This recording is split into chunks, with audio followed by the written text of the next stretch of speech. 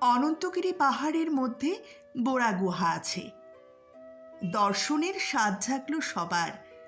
গেলাম তাই কাছে। এতটা গভীরে যেতে হবে, অনেকটাই ভয় পাই। এসেছি যখন দেখাই যাক, ভেতরে যেতে চাই। সবাই সিঁড়িপথ ধরলাম, গেলাম নিচে চলে।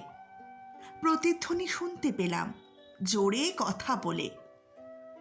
দিনের বেলায়ও গুহার ভেতর যেন রাতের বেলা। নানা রঙের আলো দেওয়া, চলছে রঙের খেলা। প্রচলিত আছে বড় গর্ত ছিল এই পাহাড়ে। সেই গর্তে রাখালের গরু হঠাৎ গেল পড়ে।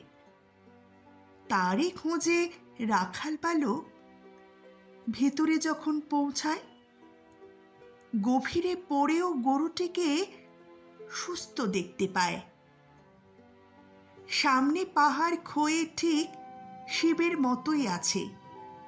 ভাবল রাখাল গরুটিকে শিব রেখেছে তার কাছে। এই কাহিনী থেকেই শুরু। গ্রামবাসী সবাই ভাবে ভগবান শিব আছেন এখানে, এলে আশীর্বাদ পাবে। আবার ভূতাত্ত্বিকদের মতে ছিল চুনাপাথরের স্তূপ। অম্লীয় জলপ্রবাহের ফলে নিয়েছে এই রূপ। শত মিলিয়ন বছর ধরে জলের স্রোত যায়, চুনা পাথর ক্ষয় হতে হতে এরকম রূপ পায়।